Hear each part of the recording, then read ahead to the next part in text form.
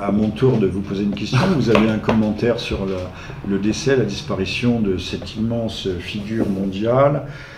Comme a dit monsieur Valls ce matin, une conscience de l'humanité, un bâtisseur de paix infatigable qui était Shimon Peres. Shimon Peres, alors oui, cette nuit est décédé Shimon Peres, qui a été Premier ministre, ambassadeur à Paris, il a tout été. Président israélien, une figure... travailliste, hein, c'est un socialiste, il ne faut jamais l'oublier. Oui, oui, bien sûr, comme Ben Gourion avant lui, pardon. Alors, est-ce que vous pourriez nous faire un petit rappel historique sur le rôle important de Shimon Peres dans la constitution de l'arsenal nucléaire israélien? Oui, c'est un rôle éminent. En fait, c'est lui qui va doter Israël. C'est le grand architecte de la puissance nucléaire israélienne, puissance qui n'existe pas puisque personne n'en parle.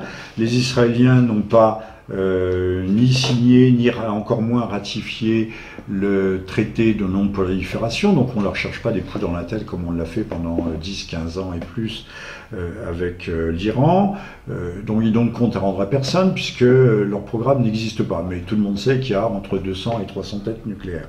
Alors en 1953, la France va aider Israël à se doter d'une énergie nucléaire, mais au départ civile, bien entendu, avec la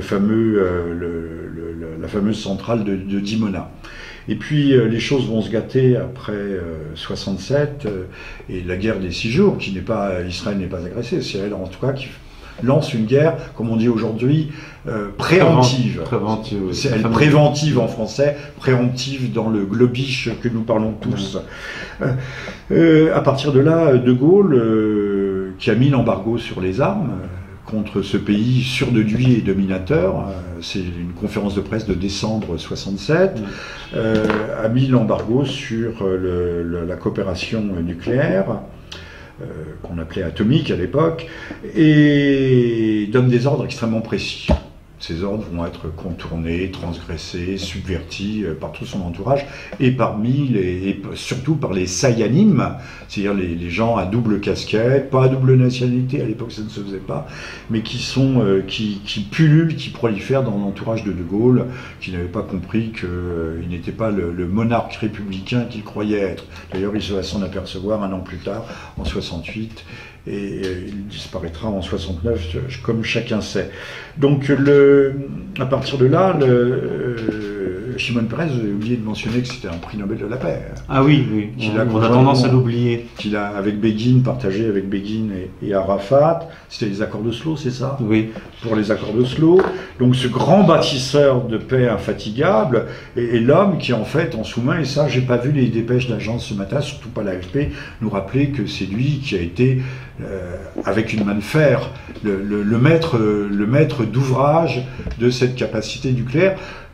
Israël avait les moyens, on l'a vu en 67, les moyens conventionnels de se défendre contre son environnement arabe, qui lui était... Alors pourquoi des armes nucléaires?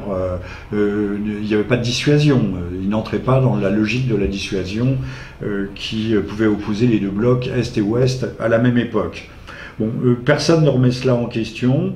Le fait que Shimon Peres apparaisse aujourd'hui comme le pacifique parmi les pacifiques, l'homme de paix, semble tout à fait extraordinaire. Il est vrai qu'il y a l'adage latin si vis pacem parabellum, si tu veux la paix, prépare la guerre, mais là c'était plus que la guerre, c'était la destruction pas mutuelle assurée, mais la destruction de ton environnement. Il y a un grand homme qui était un grand géostratège israélien de l'université de Jérusalem, Van Creveld. Et Van Creveld a dit, alors était-ce une plaisanterie ou une demi-plaisanterie ou pas de plaisanterie du tout, a dit mais nous avons les moyens de détruire toutes les grandes capitales européennes, à commencer par Rome.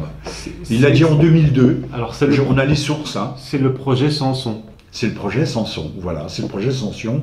Donc l'armement nucléaire israélien n'était pas dirigé contre les Arabes, mais était un moyen de chantage à l'égard aussi bien, donc des pays d'Europe occidentale. Voilà, il faut aussi comprendre les choses comme ça. Alors il avait invité Yves Montand, en 1986, qui est venu devant le mur des lamentations. Yves Montand, de son vrai nom? Je crois que c'est Livy, non? Mais ça ne veut rien dire. Oui. Hein. Ça ne veut rien dire. Il était italien, voilà. C'était un immigré italien.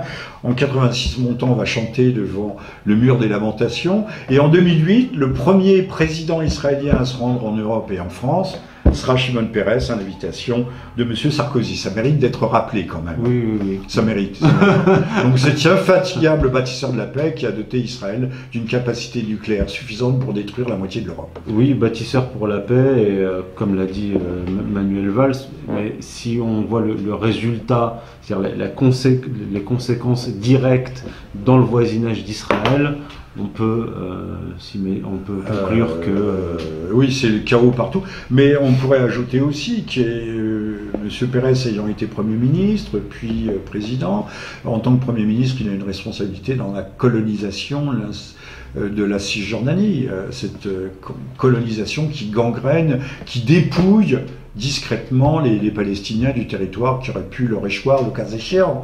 Donc, comme homme de paix, il a créé les conditions d'un conflit perpétuel. Nous sommes dans un monde orwellien, la paix c'est la guerre, donc si on comprend... La liberté c'est l'esclavage. Exactement, donc si on prend les choses de ce point de vue-là, en effet... Shimon Peres a œuvré pour cette paix qui, du point de vue des Israéliens, est synonyme de guerre, de destruction. Alors si nous sommes habillés en noir, c'est parce que nous portons justement le deuil, non pas de M. Peres, mais le deuil de la paix et des perspectives de paix. Et pour un ultime mot, quelles sont les perspectives dans les mois qui viennent? Elles sont sombres. Nous sommes à une croisée des chemins, nous sommes à un tournant historique. La pièce est en train de tournicoter sur la table, elle peut retomber d'un côté ou de l'autre, et tout cela est fort inquiétant. De toute façon, que ce soit M. Hollande ou M. Sarkozy, nous sommes également fort mal partis. On peut terminer là-dessus. Merci à vous, Jean-Michel. Merci beaucoup, merci à toutes et à tous. Et à très bientôt. À très bientôt.